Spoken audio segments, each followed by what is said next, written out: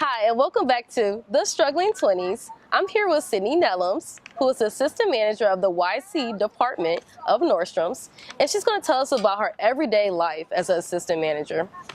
So Sydney, tell us what YC is at first. So YC stands for Young Contemporary, and we pretty much serve a younger clientele. So our customer is pretty much ages 18 to 30, and YC at Nordstrom consists of savvy, Topshop, and trend accessories. So all of your trendy clothing, really. Which is my favorite department, by the way. I'm always in there seeing Sydney. So Sydney, basically tell me, what is some advice, or basically if someone wants to be like a store manager, what advice do you have for them to do that? Go after your goals. Like, talk to people who have the jobs that you aspire to have. Put yourself out there, get internships, gain experience, and be the best person that you can be every day in your job. So what is the everyday life of your job? Every day is different, which is why I think I love my job so much. One day you may come in and it could be slow, so you have to figure out ways to make business in your department. So whether that's me calling customers, sending pictures, or just getting my team motivated by creating new looks, that's probably the best part of the job, because sometimes you have those customers who come in and they don't know anything about fashion. So just being the fashion expert, and just being that personal stylist is the best way to go. It's really fun. I know sometimes your job could be overwhelming, dealing with different customers and different personalities every day. Yeah. Like, what is your greatest struggle at your job?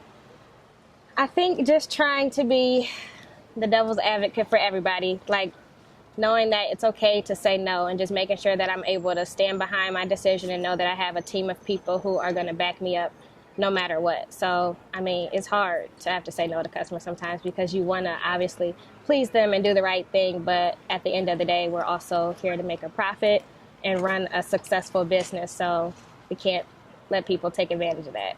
Right. So when dealing with your team, and like sometimes I know you experience problems, or like they have issues, or you know, kind of like need some, I guess, like a lift me up or some teaching. How do you handle that? And like, should people be afraid to ask for help? No. We have an open door policy in our store and within my department. I want to say that we have the best team. I mean, like, seriously, we do. We really uplift our people every single day. We motivate them, and we do song of the days, like just to keep them pumped up. So the other day, it was kind of slow, but we know we needed to make some money, so our song of the day was Rake It Up. I mean, you got to rake it up. Right, pretty much. Yeah.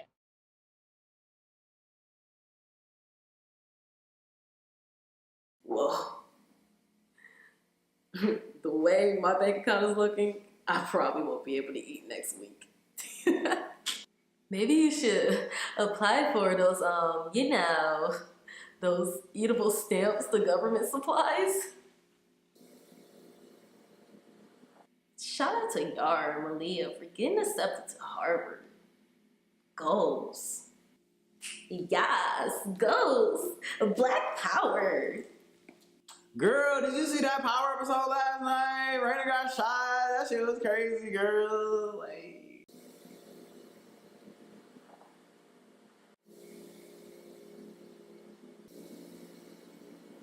girl, I'm Bonquita the fuck.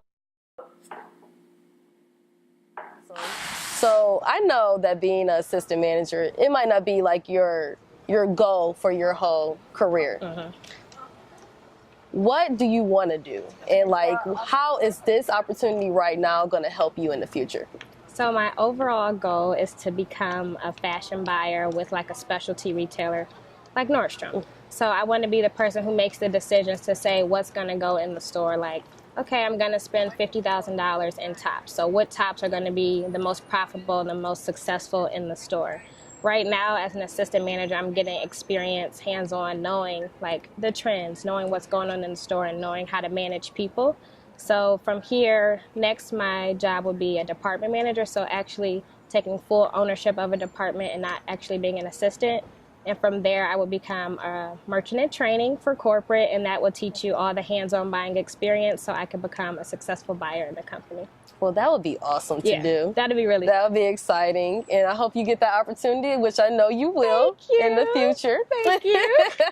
It's coming. Yeah. Sydney's an awesome manager. Like, it's really easy to work with her since I have personal experience working with her. Thank you so much, Kid. You're welcome. And secondly, I mean, the last question.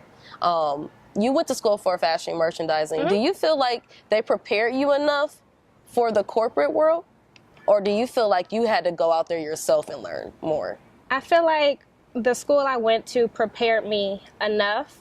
I will say that at Bowling Green, our fashion program didn't necessarily make it a requirement for us to have an internship, but I felt it was necessary for myself to make yourself competitive, like you have to stand out. So I went and I actually completed the retail management internship at Nordstrom, and I feel like that put me in a position to really be successful in my career now. Okay, well, that's awesome. Yeah. Would you recommend for people who are fashion merchandising major or just trying to go into the fashion world to do a program like that? Yes. Internships are going to be your best option to really gain that experience and to see if that's really what you want to do with your career. Because if you don't, I mean, you pretty much wasted your time because you won't know if you really like it. Like, so if they can get opportunities in New York, in LA, anywhere close, just to see if that's what you're really going to like, that'll be your best choice. Well, that's perfect then, Sid. Well, that's it with Sydney Nellums today. We'll catch you next time on The Struggling 20s. See you then. That's what I said.